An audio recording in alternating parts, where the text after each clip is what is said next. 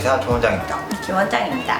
오늘은 팔꿈치 통증에 대해서 이야기해보는 시간을 가질 건데요. 테니스 엘보, 그리고 골프 엘보라고 불리는 질환에 대해서 이야기해보도록 하겠습니다. 테니스 엘보는 외측 상과염을 이야기하는데요. 이게 해부학적 포지션이거든요. 이렇게 했을 때 바깥쪽에 생기는 통증이에요. 이름은 테니스 엘보인데 골프 엘보도 마찬가지고 실제로 스포츠랑 연관이 돼서 이게 생기는 경우보다는 노동이나 작업 이런 과사용에 의해서 이제 생기는 경우가 많다고 되어 있습니다. 테니스 엘보라는 이름이 붙은 거는 사실은 이게 19세기 개념이에요. 19세기에 처음에 쓰였대요. 테니스 엘보라는 이름이. 테니스를 칠 때 잘못 쳤을 때, 잘못된 동작으로 쳤을 때 생기는 통증이다 라는 게 되게 많았어요. 우리 테니스 선생님도 그렇게 얘기해 주셨어요. 네, 근데 이제 개념이 조금 바뀌어서 옛날에는 팔꿈치 개입시키는 그런 스윙들이 많지 않았거든요. 골프는 잘 모르지만 테니스는 친다기보다는 좋아해서 좀 이런 동작들이나 이런 거의 구조나 이런 것들을 좀 이해를 하려고 그러는데 지금은 손목이랑 팔꿈치 개입을 좀 많이 시켜요. 탑스핀을 넣거나 드라이브를 시도를 하니까 예전에는 팔꿈치를 개입을 거의 안 시키는 스윙이 메인이었기 때문에 이제 팔꿈치를 개입을 시키면 잘못된 스윙이다, 잘못된 동작을 할 때 팔꿈치 통증이 많이 생기다 이런 이야기가 있었는데 지금은 꼭 그렇지만 않은 것 같습니다. 상과염 같은 경우는 붙어있는 부분에 과사용이나 계속된 손상으로 인해서 조그만 손상들이 많아져서 염증 내지는 변화가 일어나서 통증이 있는 상황. 이제 외측 상과염은 손목을 위로 드는 힘줄, 손목을 위로 드는 힘줄이 크게 두 개가 있는데 하나는 ECRL, 하나는 ECRP. 브레비스가 붙으면 작은 근육이죠.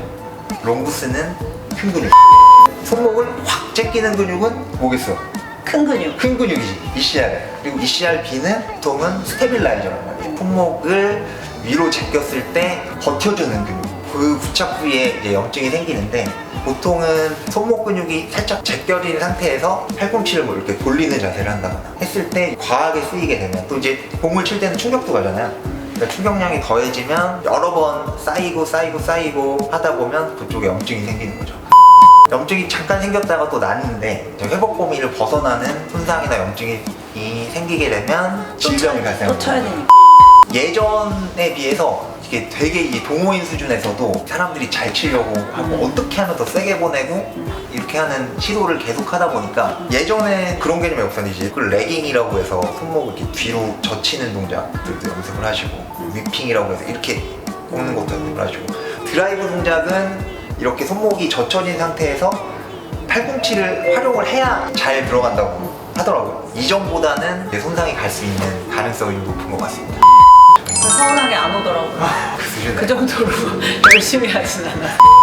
이학적 검사를 해서 확인을 할 수 있어요. 대부분은 이제 팔꿈치의 그 바깥쪽이 아프면서 뭐 사용량이 많다거나 운동을 했던 경험이 있다거나 하시면 진단을 할 수 있고요. 손목을 들고 여기다 이렇게 이 스트레스를 줬을 때 이쪽에 통증이 발생을 하는 그런 거를 통해서 확인할 수 있습니다.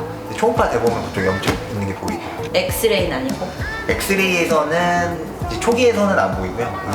통증이 아주 길어지면 나중에 뭐 그쪽에 석회화가 된다거나 그렇게 보이는데 이제 대부분의 염증이 그렇지만 석회화가 보일 정도가 되면 이제 염증이 거의 끝난 상태예요. 그래서 석회화가 있으면 이제 막 아픈 상태는 아니고. 그래서 골프 엘보는 단순히 해부학적으로 내측 상과염이에요. 테니스 치는 사람이 안쪽 내측 상과염이 안 생기는 게 아니고 골프 치시는 분이 뭐 외측 상과염이 안 생기는 게 아니기 때문에 어떤 운동이든 팔꿈치나 손목을 사용하는 운동은 다 생길 수 있는 질환이라고 할 수 있습니다. 이 내측 상과염은 뭐 그런 피처스 엘보 그렇게 부르기도 하더라고요. 커먼 플렉서 텐던, 이 손목을 안쪽으로 붙이는 근육이 한 5개가 이제 붙는 부위가 있는데 거기에 염증이 생기는 거예요. 내측 그 팔꿈치 인대랑도 주행이 비슷해서 같이 손상이 되기도 하고 이것도 마찬가지로 이제 과사용과 작은 손상들이 쌓여서 생기는 통증이라고 할 수 있습니다. 굉장히 자존심 상한 얘기가 뭐죠? 초보 골퍼가 잠깐만, 자존심 안 상할 수도 있는데 지금 계속 자존심을. 초보 골퍼가 잘못된 스윙을 했을 때 생기는 통증이다. 뭐 이런 식의 뭐 설명이 있어서 아프다고 하면 안 될 것 같아요. 그 오른손잡이 골퍼의 오른팔에 생긴대요. 그러니까 뒷손에 생긴다는 거 같고 백스윙 했다가 임팩트 하러 갈 때 세게 치려고 할 때 이렇게 좀 유발될 수 있다고 하고 팔로우 스로우 때는 반대팔, 내리칠 때는 뒷손, 넘어갈 때는 앞손. 그러니까 다 생길 수 있다는 뜻이에요. 이것도 이제 마찬가지로 이학적 검사를 통해서 할 수 있는데, 손목을 안쪽으로 했을 때 안쪽에 통증이 생기거나 아니면 안으로 이렇게 돌려봤을 때 스트레스를 돌려보세요. 네, 했을 때 이쪽에 통증이 생기는 그런 이학적 검사를 하면 이제 힘줄 부착 부위에 염증이 있는지 좀 확인을 할 수 있습니다. 테니스 엘보 한 4-5배 정도 된다고 되어 있습니다. 유병률상으로는 그렇게 많지는 않습니다. 그냥 뭐 집안일 할 때도 그쵸. 다 생길 수가 있고, 테니스 치고 골프 치고 막 이러면은 마치 되게 여가 생활 막 열심히 하는 사람들한테만 생긴 것 같지만, 그냥 그런 거 안 하고 집안일만 열심히 해도 충분히 생길 수 있는 질환입니다. 실제로는 그 스포츠 관련 손상이 한 10% 정도밖에 안 된다고 하니까 치료는 여러 가지가 다 있죠. 저는 사실은 주사를 제일 많이 합니다. 왜냐면 보통은 일상생활을 할 때도 아프기 때문에 스테로이드를 쓰는데 굉장히 싸고 좋은 주사이기 때문에 스테로이드를 맞으면 다음날부터 거의 안 아픕니다. 초음파를 대면 실제로 염증이 거기 보이고요. 깊은 구조물이 아니에요. 그래서 주사도 접근이 되게 쉽거든요. 그래서 그냥 주사 맞으면 짠하고 낫고 다음날부터 안 아픈데, 주사를 맞으면 운동하시는 분은 한 1-2주 정도 운동을 조금 쉬시는 거를 제가 권하죠. 왜냐면은 6개월 쉬라고 보이는데? 그렇게까지 할 필요가 있을까? 운동을. 그거는 뭐 어떤 선생님들은 이 뭐 테니스 엘보, 골프 엘보에 주사를 많이 하면 안 된다를 이렇게 얘기하시는 선생님들도 계신데, 개념이 주사를 줘서 뿅 안 아프게 하면 바로 나가서 또 운동을 한다는 거죠. 자기 선택이지. 뭐 내일 모레 정말 경기가 있거나. 내일 모레 경기가 있으면 스테로이드를 쓰면 안 되지. 그래? 그러면 인저리가 올 수 있으니까. 아, 인저리가 올 수 있으니까. 스테로이드를 쓰면 여기 부착 부위에 좀 인저리가 올 수 있어요. 통증을 대하는 제 기준인데, 특정한 동작을 했을 때 통증이 생긴다. 그거 안 하면 되거든요. 안에서 안 아프고 일상생활에 아무 문제가 없다. 그거는 큰 문제가 아니죠. 꼭 해야 되는 상황이다.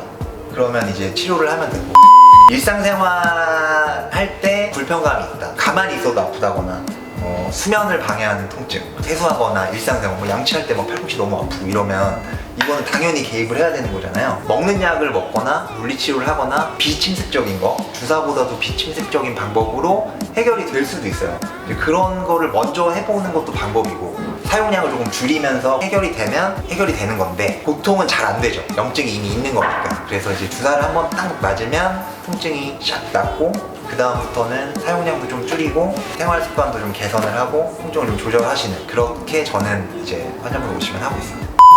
팔꿈치 주사가 이제 스테로이드 주사 같은 경우가 있고, 그 다음에 PRP 하는 경우가 있잖아요. PRP 같은 경우도 보험은 안 되고 이제 상과염에서 실비가 되는 질환이고요. 실손보험에서는 팔꿈치에만 돼요. 자기 피를 뽑아서 성장인자나 이런 것들이 많이 있어서 그런 마이크로 인저리들을 조금 회복하게 해준다라는 그런 개념으로 이제 힘줄이나 인대 손상 주변에 뿌려주는 그런 주사인데요. 그런 거를 하면 운동을 바로 할 수 있죠. 스테로이드는 이제 일주일 정도 쉬어야 되는데 PRP는 바로 할 수 있고, 그 다음에 스테로이드의 효과가 없으면 뭐 PRP를 조금 트라이를 해볼 수는 있는데, 보통 스테로이드 맞으면 다르지. 충격파도 염증 부위에 충격을 계속 가해서 염증을 이렇게 없애고 새로 조직을 수복시키고 이런 조직학적인 변화를 일으킨다고 하는데, 개념적으로 저는 그렇게 이해하고 있어요. 충격을 막 가해서 염증 물질을 조금 없애고 덜 아프게 만드는. 주사에 대해서 조금 무서워하시거나 거부감이 있으신 경우에는 어쨌거나 효과는 좀 있다. 일단은 과사용을 줄여야 되고, 그 전환에 있는 근육들 있잖아요. 이런 거 스트레칭 해주시면 당연히 도움이 되겠죠. 말랑말랑한 부분이 계속 말랑말랑하고 더 잘 늘어날 수 있게 힘줄이 붙는 부위에 스트레스가 좀 줄 거 아니에요. 외측 상과염 같은 경우는 이렇게 하면은 이 바깥쪽 근육이 좀 늘어나면서 여기가 말랑말랑해지면 여기 스트레스가 좀 줄 거고, 외측 상과염 같은 경우에는 이렇게 하면 여기 스트레스가 좀 줄겠죠. 보조기가 있어요. 상과염 보조기는 안쪽을 이렇게 타이트하게 딱 잡아주는 보조기거든요. 여기서 딱 얘가 잡아주니까 스트레스가 여기 절반, 여기 절반 이렇게 나눠지는 목적으로 하는 건데 의미가 있습니다. 테이핑이나 그런 상과염 보조기 같은 걸 활용하시면 팔꿈치 보호에 도움이 될 수 있겠습니다. 팔꿈치 통증, 테니스 엘보는 외측이고 골프 엘보는 내측인데 운동이랑 크게 상관이 없을 수도 있다. 그리고 모든 운동에서 다 생길 수 있는 팔꿈치 통증이다. 잘못 쳤을 때 생긴다고 했는데 꼭 그렇지만도 않다. 과사용으로 인한 거기 때문에 어쨌거나 통증이 있으면 어떤 운동 습관이나 어떤 생활 습관에 조금 교정이 수반되어야 될 것 같고, 적극적으로 치료를 하시고 안 아픈 상태에서 운동을 다시 하시는 게 더 좋을 것 같습니다. 네, 오늘도 저희 동네병원 안내의사 시청해주셔서 감사합니다. 감사합니다.